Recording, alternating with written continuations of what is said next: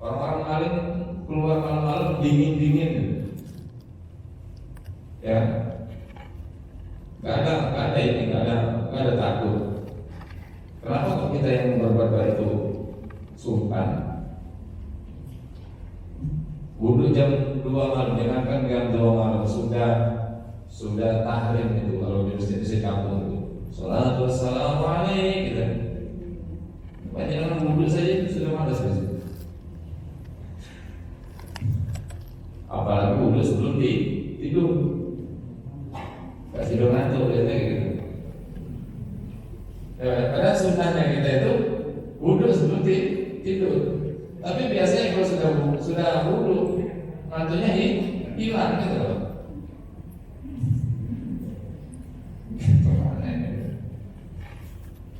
Nah, makanya kalau kita ingin diampuni oleh Allah Subhanahu wa taala dosa-dosa kita itu wudhu dengan secara kamil, istilahnya dengan secara sempurna, walaupun itu sedang susah keadaan kita, susah nyari airnya, susah dalam keadaan cuaca dan lain sebagainya. Tetap jangan mentang-mentang dingin wudhu seadanya. Kita di Indonesia ini enak, masjid-masjid di sini tuh enak. Kami dulu waktu KKN di Ponorogo naik di atas daerah Larat, daerah pokoknya air itu air susah harus nimba dulu, kadang sampai kering, nunggu keluar lagi sumbernya. Saya ngalamin seperti itu. Mau subuh bagaimana? Subuh antri. Kita harus dilakukan dengan secara sempurna. Ini maksudnya isbahul wudu, menyempurnakan wudu kita dengan segala kesusahannya atau sesuatu yang dibenci oleh manusia. Wa kasratul khuta ila masajid, dan memperbanyak langkah ke masjid. Istilahnya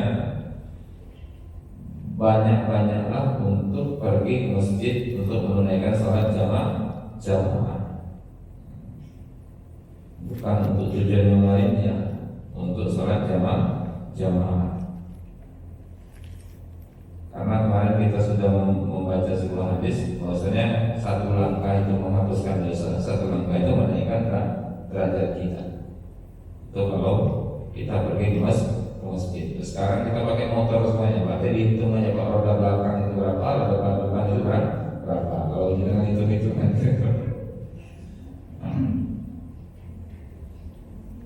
Makanya ada sahabat itu begini, sahabat itu ada yang ingin pindah rumahnya dekat masjid gara-gara jauh ingin ke masjid. Lapor ke Rasulullah, saya ingin pindah rumah saya di sini. Dan rumah kamu di mana? Agak jauh di sana. Jangan di sana saja Rasulullah. Karena apa? Pahala kamu lebih banyak. Nah, kalau di sini kamu yang depan ini mungkin lebih sedikit daripada yang di sana gitu loh. Itu kadang-kadang rumah sampai masjid tidak pernah masjid, banyak seperti itu. Ya, banyak seperti itu. Satu lagi Pak, masjid ini kadang-kadang nggak pengertian juga. Sekarang itu di dalam marketing properti, rumah dekat masjid itu jatuh harganya. Karena apa? Berisik harganya.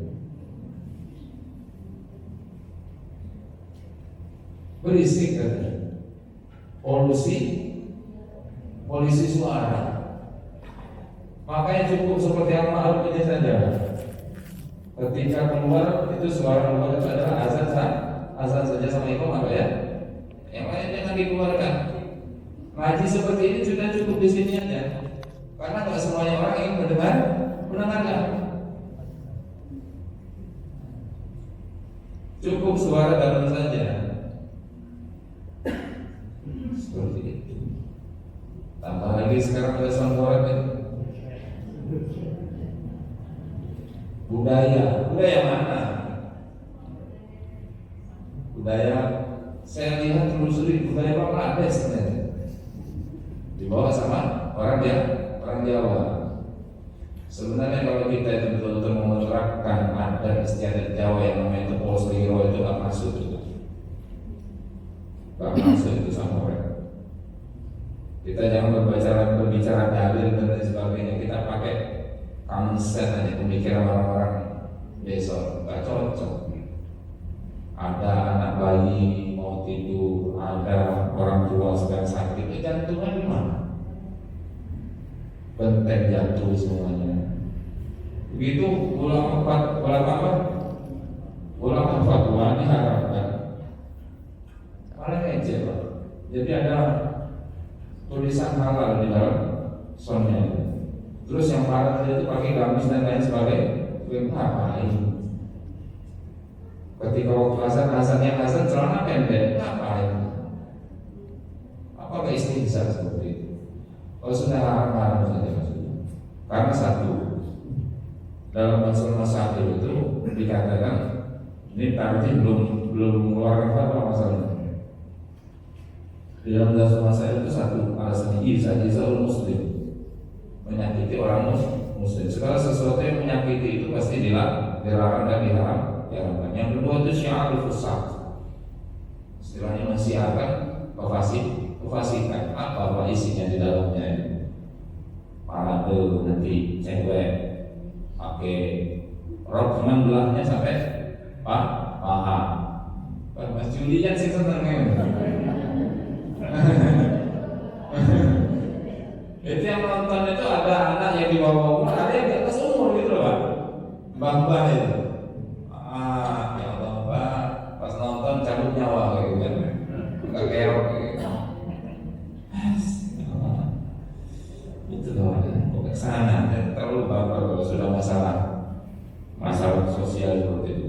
Miris melihatnya. Padahal Om Jowo ini harus mengerti. Saya saja yang orang Sumatera belajar Pak adat istiadat Jawa dan lain sebagainya. Cara nunjuk yang benar itu bagaimana. Saya dulu sama orang tua di mana? Sana Pak. Kayak gitu saya dulu. Sekarang monggo Pak. Gini. Ngasih pulpen saya itu nggak boleh ujungnya, ya belakangnya Pak. Jadi aja seperti itu sama satu dulu. Kalau saya mau ngasih adat orang sana ya keras. Kemana Pak? Ya ngomong sama orang tua begitu. Agak ngegas gitu. Oh di sini itu bahasa basinya udah tahu kita mau rapi ke masjid Mas, pergi Bu ke masjid. Oh di Sumatera ke masjid Mas, enggak kuburan biasanya kayak gitu ngetahin. Orang Sumatera ya kurang aja. Ada ibu orang Medan di sini juga ya. Ada mana ibu orang Medan kemarin? Paten kita dulu ya, kayak gitu ya. Karena orang tua kita nggak tetap ngegas aja kita ngomong luas aja gitu. Sama orang tua kan itu. Saya belajar ada orang Jawa ya. Apalagi tentang filsafat tepung seliro. Apalagi filsafat Jawa itu. Kalau kita mau filsafat Jawa kita akulturasikan kepada ajaran Islam banyak yang cocok. Ada sopan santun dan lain sebagainya. Cuman ini kok yang parah ini malah di Jawa. Ya, semoga ketika difatwakan seperti itu malah dicela ulamanya. Itulah nanti di akhir zaman itu orang yang alim akan didebat dengan orang yang jahil. Bukan jahil, tafih itu kalau jahil itu jahil itu dianya itu tidak dianya hakikatnya pintar tetapi tidak menggunakan kepintarannya. Makanya dikatakan Abu Jahal itu seperti itu. Abu Jahal itu kalau sahabat sama Nabi bilang, kalau orang-orang Quraisy bilangnya Abul Hakam, bapaknya ahli hikmah, berarti pintar orangnya, jenius. Kalau tafih itu istilahnya la yadri annahu la yadri, kata Imam Ghazali. Ini orang ini orang bodoh tapi nggak tahu dia itu bodoh. Terus dikasih panggung. Makanya ada sebuah hadis itu, nanti di akhir zaman itu akan datang ada golongan Raibidah. Raibidah itu orang yang selalu ikut campur dalam urusan yang bukan urusan dia. Bukan dia yang nggak ahli tapi ngomong tentang itu. Ketika ada orang ulama yang ngomong memfatwakan dan lain sebagainya, dia nantang seperti itu. Unik kalau belajar di Raibidah. Mahadza ya Rasulullah, mahadza ini benda apa gitu. Padahal itu orang gitu. Sebenarnya pertanyaannya itu mahadza gitu, bukan mahadza. Saking gak ngertinya sahabat. Kita lanjutkan. Bapak saya masalah ini.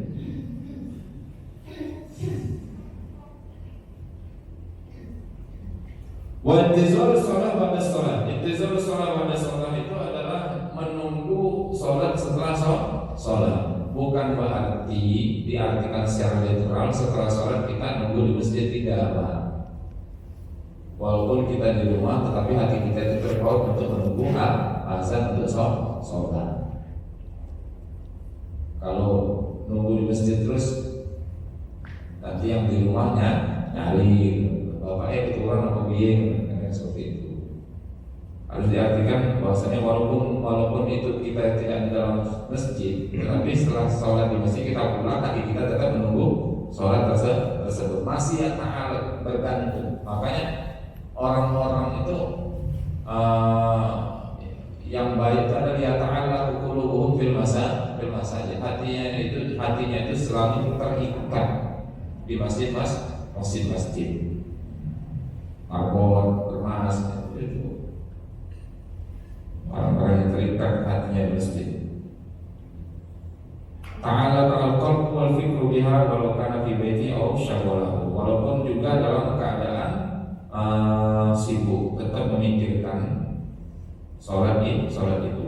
Ar-riba itu al-jihad atau perjuangan, dikarenakan di dalamnya itu melazimkan atau memerlukan yang namanya zuhurul adu wa hirasatuha. Memerlukan perjuangan, memerlukan penjagaan dan mawas diri di dalam mengamalkannya itu.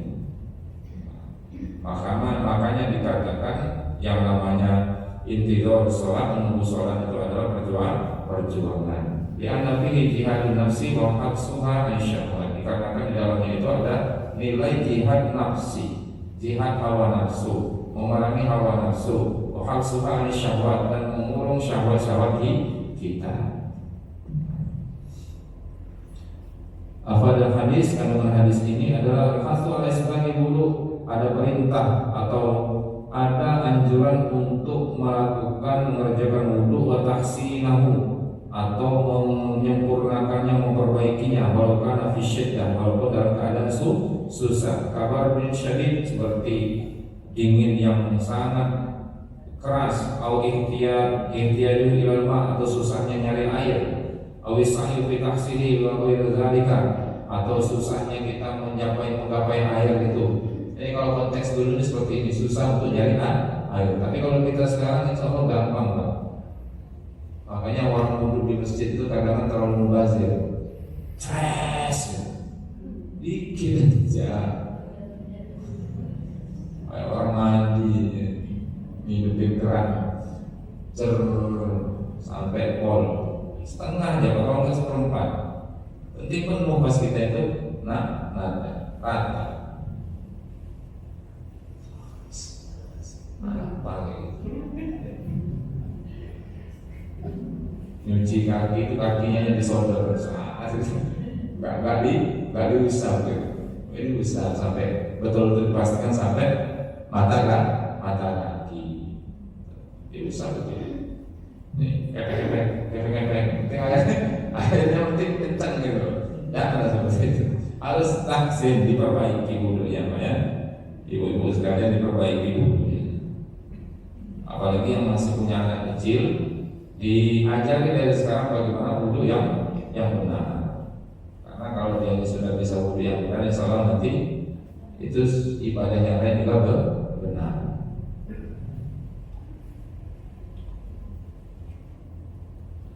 awis sahih